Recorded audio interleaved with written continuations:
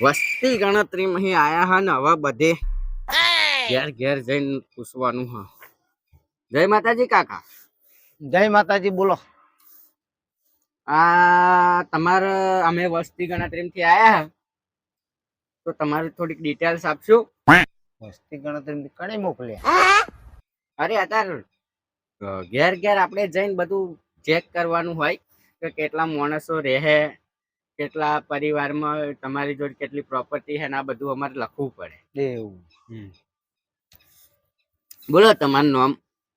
લખો. હા લખું. બોલો. લખો. અરે કાકા હું લખવા હું, તમે નામ બોલો ને.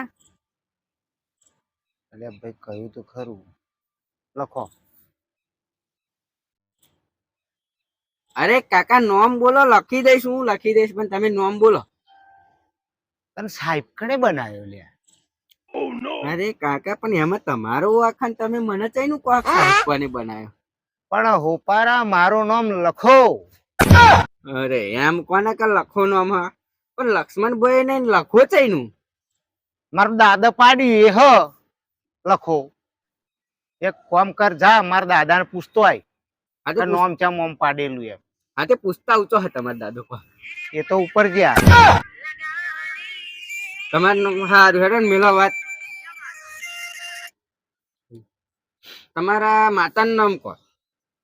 ચામુંડામાં. અરે ચામુંડામાં નહીં, તમારી મમ્મી નું નામ કો. હા હા એમ કે નતા સાંકળબેન. હા. પિતાનું નામ? એ નહીં પિતા. बैगन।